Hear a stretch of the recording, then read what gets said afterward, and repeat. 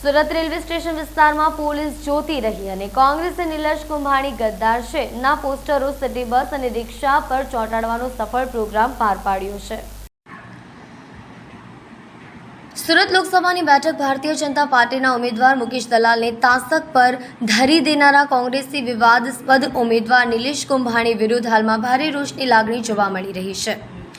2 દિવસ અગાઉ નિલેશ કુંભાણીના ઘરે કોંગ્રેસી કાર્યકરો દ્વારા પોસ્ટરો સાથે સૂત્રોચ્ચાર કરવાની ઘટના બાદ આજે સવારે સુરત રેલવે સ્ટેશન ખાતે સિટી બસ અને રિક્ષાઓમાં નિલેશ કુંભાણી વિરુદ્ધ સ્ટીકરો ચોંટાડવામાં આવતા હોબાળો મચી જવા પામ્યો છે।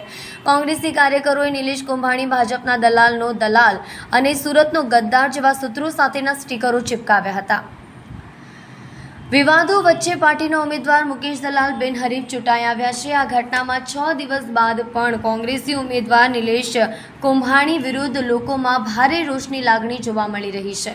પોતાના સગા સંબંધીઓને સમર્થક બનાવીને આખો ખેલ ખેલનાર નિલેશ કુંભાણી હાલમાં ભૂગર્ભમાં છે અને કોંગ્રેસી કાર્યકરો તો ઠેક નેતાઓમાં પણ સંપર્કમાં નથી, જેને પગલે સમગ્ર વિવાદમાં નિલેશ કુંભાણીની જ ભૂંડી ભૂમિકા હોવા અંગેના આક્ષેપો ઉઠી રહ્યા છે।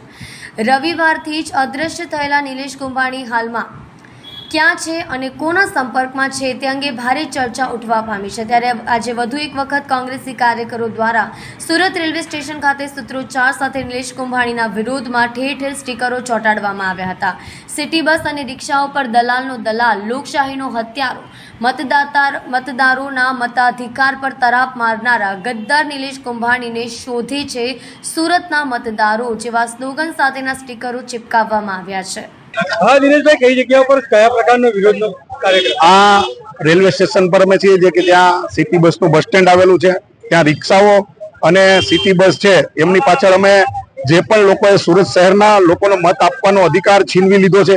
19.5 લાખ મતદારો સાથે જ્યારે દ્રોહ થયો હોય અને પ્રથમ વખતના જે મતદારો હતા, જે યુવાનો હતા, 80,000 કરતા વધારે યુવાનો આ જે લોકશાહીનું પર્વ છે એની અંદર ભાગ લેવાના હતા, પણ એનાથી વંચિત જેને રાખવાનું કામ કર્યું છે ભારતીય જનતા પાર્ટી હોય કે કોંગ્રેસ પક્ષના ઉમેદવાર, એમના ટેકેદારો, ચંદ જે ગદ્દારો કહેવાય છે, જે લોકશાહીમાં ગદ્દારી કરી છે, લોકશાહીની ખુલ્લેઆમ હત્યા કરી છે અને ચૂંટણી પંચ પણ ક્યાંક ને ક્યાંક એમના તરફ પણ આંગળી ચીંધાઈ રહ્યો એટલા માટે કે જો એમના ટેકેદારો છે એમનું જો ક્રાઇમ બ્રાન્ચ એમને પકડી અને જો બયાન લઈ શકતું હોય તો અમે જે એફિડેવિટ આપી છે એમના વિરુદ્ધમાં કે અમારી સાક્ષીમાં આ લોકોએ સહી કરી છે તો એમની સહી પણ એફએસએલમાં મોકલવામાં નથી આવી।